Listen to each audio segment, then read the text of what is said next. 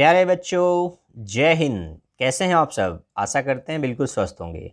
तो आइए स्टार्ट करते हैं एनसीईआरटी के एग्जाम्पलर से यूनिट 2 सॉल्यूशन चैप्टर का मल्टीपल चॉइस क्वेश्चन, जिसमें केवल एक ऑप्शन करेक्ट होगा। तो आप अपना सॉल्यूशन कितना तैयार किए हैं, टेस्ट देकर या अपना टेस्ट खुद लेकर ये जता सकते हैं कि आपकी तैयारी अच्छी है। तो आइए स्टार्ट करते हैं आज का सेशन। तो पहला क्वेश्चन स्क्रीन पर ये रहा और देखिए कि आप कितने ध्यान से क्वेश्चन पढ़कर अपने ऑप्शन को टिक करते हैं।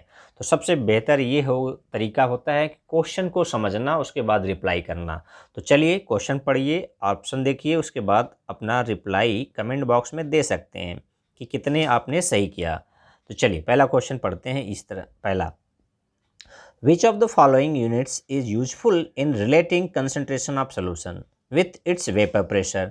इनमें से कौन सा सॉल्यूशन का कंसंट्रेशन और वेपर प्रेशर के साथ रिलेट करने के लिए यूज होता है? तो आपको पता होगा कि आपने राउल्ट लॉ पढ़ा होगा, vapour pressure of any component equal to vapour pressure of pure component into mole fraction. तो मोल फ्रैक्शन के साथ वेपर प्रेशर का रिलेशन होता है, यानी ऑप्शन नंबर क्या है? मोल फ्रैक्शन है, पार्ट्स पर मिलियन है, मास परसेंटेज, मोललिटी। तो ऑप्शन नंबर 1 सही हो जाएगा। फर्स्ट वाला मोल फ्रैक्शन वेपर प्रेशर के साथ करेक्ट होता है कंसंट्रेशन को कोरिलेट करने के लिए।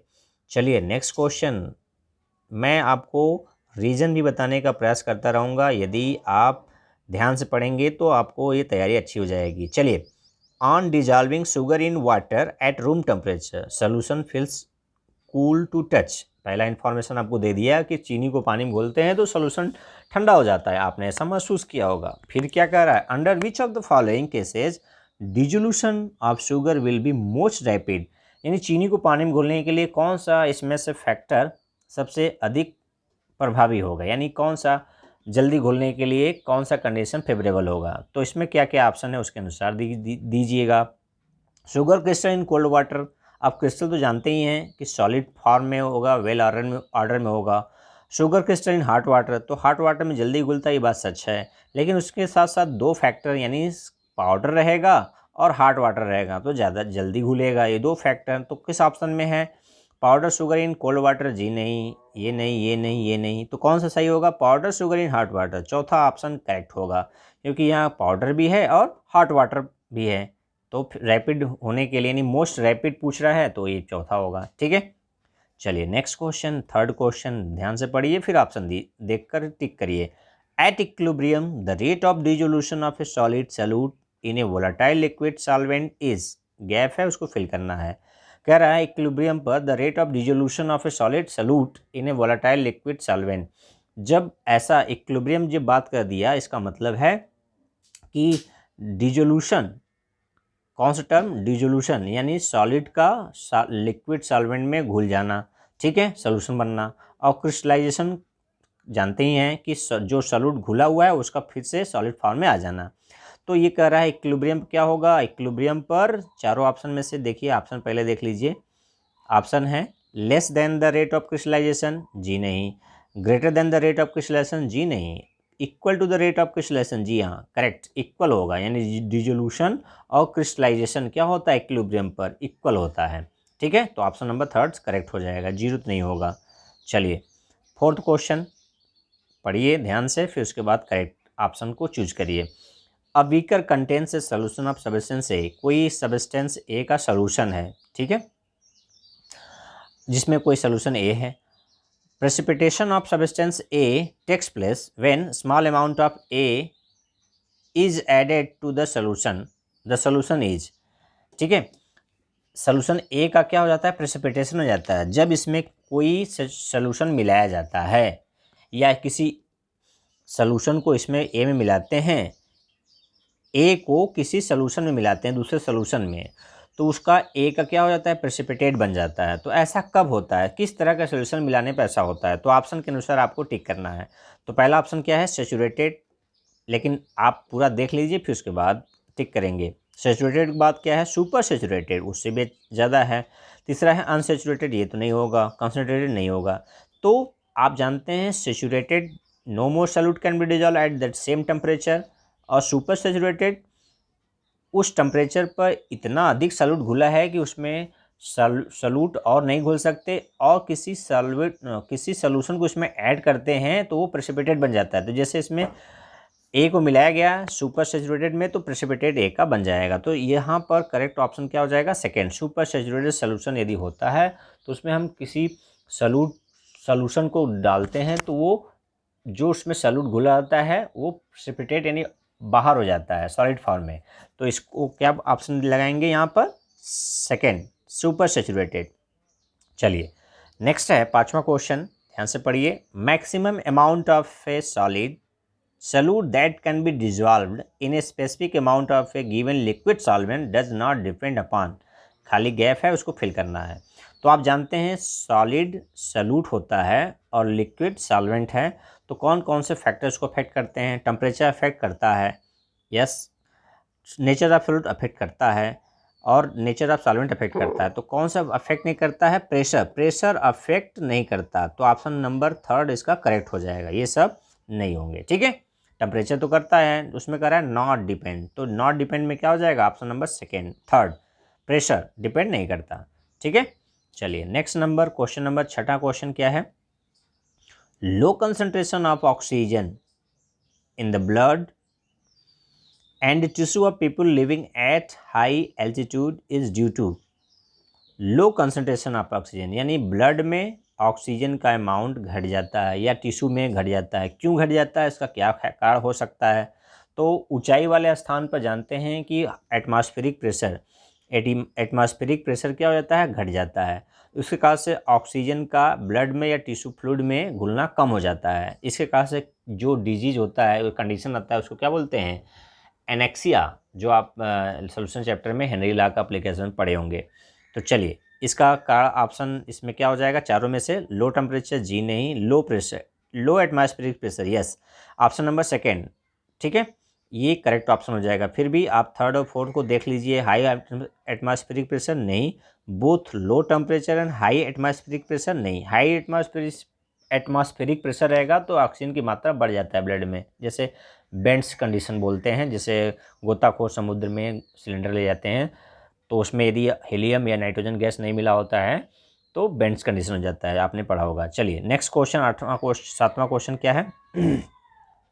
Considering the formation, breaking and strength of hydrogen bond, predict which of the following mixture will show a positive deviation from Raoult's law. तो आपने राउल्स लॉ के हिसाब से डेविएशन पढ़ा होगा, पॉजिटिव और नेगेटिव डेविएशन की। कौन सा डेविएशन पॉजिटिव होता है, कौन सा नेगेटिव होता है।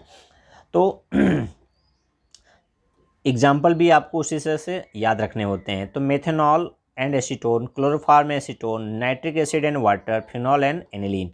तो आपको मैं बता दूं, chloroform acetone negative deviation show करते हैं, नाइट्रिक एसिड भी नेगेटिव डेविएशन शो करते हैं, और एनिलीन और फिनॉल भी नेगेटिव डेविएशन शो करते हैं। तो पॉजिटिव डेविएशन शो कौन सा शो करता है? आपका मेथेनॉल एंड एसीटोन, क्योंकि मेथेनॉल में हम एसीटोन मिलाएंगे तो जो न्यू अट्रैक्शन है वो वीकर होगा, किसकी तुलना में? ए या बी की तुलना में। यानी मेथेनॉल और एसीटोन की तुलना में जो मेथेनॉल एसीटोन का अट्रैक्शन होगा वो वीकर होता है अपने रिस्पेक्टिव सॉल्यूट और सॉल्वेंट की तुलना में, इसलिए ये पॉजिटिव डेविएशन शो करेगा, ठीक है। ऑप्शन नंबर फर्स्ट, ठीक। चलिए क्वेश्चन नंबर 8वां क्या कह रहा है? ध्यान से पढ़िए, इंपॉर्टेंट क्वेश्चन हो सकता है।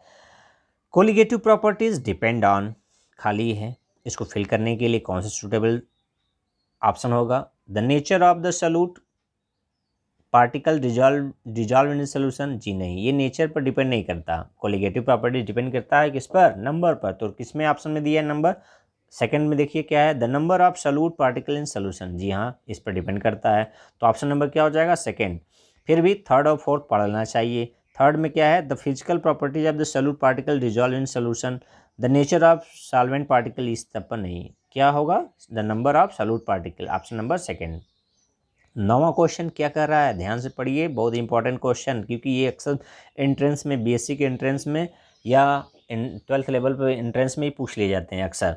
विच of the following aqueous solution should have the highest boiling point? क्या रहा है इनमें से सबका मोलरिटी क्या है? मोलरिटी सेम है सबका, लेकिन सॉल्यूट बदल रहा है, सॉल्यूशन बदल रहा है, तो किसका हाईएस्ट बॉइलिंग पॉइंट होगा? तो ऑप्शन के अनुसार आपको टिक करना है। तो ये किस बात पर डिपेंड करता है? क्वांटा फैक्टर आई पर। तो यदि हम इसको मान लें कंप्लीट डिसोशिएट हो रहा है तो NaOH के लिए आई कितना होगा? 2 होगा, क्योंकि एक NaOH डिसोशिएट होगा तो एक Na प्लस देगा, एक OH आयन देगा, तो टोटल आयन कितने हो जाएंगे? 2। ठीक है, तो हो जाएगा। उस तरह सोडियम सल्फेट होगा तो इसमें 3, क्योंकि 2 सोडियम बनेंगे 1 सल्फेट, तो टोटल कितने हो जाएंगे? 3। अमोनियम नाइट्रेट 2 होगा, पोटेशियम नाइट्रेट 2 होगा। तो सबसे अधिक आई का वैल्यू किस में है? Option number second, sodium sulphate, क्योंकि ये Na2SO4 डिसोसिएट होने पर 2 Na प्लस और 1 सल्फेट आयन। ठीक है, तो टोटल आयन कितने हो जाएंगे? 3। ठीक है, तो ये सबसे अधिक इसका बॉइलिंग पॉइंट होगा। यानी आपसे बॉइलिंग पॉइंट पूछे, फ्रीजिंग पॉइंट पूछे या ऑस्मोटिक प्रेशर पूछे तो सबसे अधिक किसका होगा? यदि कंसंट्रेशन सेम है तो जिसका आयन का अधिक संख्या होगा उसका सबसे अधिक होगा। ठीक है, चलिए नेक्स्ट क्वेश्चन, 10वां क्वेश्चन, 10th क्वेश्चन में क्या है? The unit of ebullioscopic constant is, खाली गैप में क्या भरा जाएगा? देखिए और बताइए। तो आपको इबिलियोस्कोपिक कांस्टेंट पता होना चाहिए कि केबी जो होता है वो इबिलियोस्कोपिक कांस्टेंट होता है। तो कैसा क्या फार्मूला होता है? जब आप कोलिगेटिव प्रॉपर्टीज पढ़ रहे होंगे तो आप देखे होंगे कि डेल्टा TB यानी जिसको बोलते हैं एलिवेशन इन बॉइलिंग पॉइंट, क्या होता है? Elevation in boiling point into equal to KB into molality. तो मोलैलिटी का यूनिट आपको पता है तो KB का आपको पता ही होगा, निकल जाएगा। तो KB के निकालने के लिए क्या करेंगे? TB क्या है? Change elevation in boiling point में उछाल है, कितना किस में रिप्रेजेंट करते हैं? केल्विन में। और मोलैलिटी का क्या होता है? मोलैलिटी अपान नीचे चला जाएगा, यानी आपको KB निकालना है। KB इक्वल टू क्या हो जाएगा? डेल्टा TB अपान M। तो इस तरह से आप निकाल लेंगे, क्या हो जाएगा? Kelvin molality inverse. तो ये देखिए किस में ऑप्शन में है। तो यहाँ पर ऑप्शन पहले में देखिए, अच्छा 2 ऑप्शन, मोलैलिटी को चेंज कर दिया गया है। मोलैलिटी का यूनिट क्या होता है? मोल पर kg। तो kg ऊपर जाएगा तो kg इनवर्स हो जाएगा। ठीक है, तो और ये ऑलरेडी नीचे है तो kg ऊपर जाएगा तो ये पॉजिटिव हो जाएगा, मोल निगेटिव हो जाएगा। तो ऑप्शन देखिए पहला केल्विन kg मोल इनवर्स, तो ये देखिए या उसी का क्या कर रहा है? Kelvin molality inverse. तो पहला ऑप्शन क्या हो जाएगा? करेक्ट ऑप्शन हो जाएगा। ठीक है, यदि चारों ऑप्शन देखना चाहते हैं तो देख लीजिए, लेकिन पहला होगा क्योंकि यहाँ पर देखिए केल्विन इनवर्स है, यहाँ पर मोलैलिटी के इनटू में है। तो मैं एक बार फिर से बता दे रहा हूँ, डेल्टा TB निकालना है तो आप KB इंटू M करते हैं, KB निकालना है तो डेल्टा TB अपान M हो जाएगा। ठीक है, तो इसके लिए यहाँ पर पहला ऑप्शन में देखिए केल्विन मोलैलिटी इनवर्स वाला ऑप्शन करेक्ट हो जाएगा। तो ऑप्शन नंबर फर्स्ट यहाँ पर हो जाएगा। ठीक है, तो वीडियो कैसा लगा आप कमेंट करके बताइए अपना स्कोर, कितना स्कोर आपने किया। तो आज के लिए इतना ही, अगला क्वेश्चन अगले सेशन में। जय हिंद, जय भारत।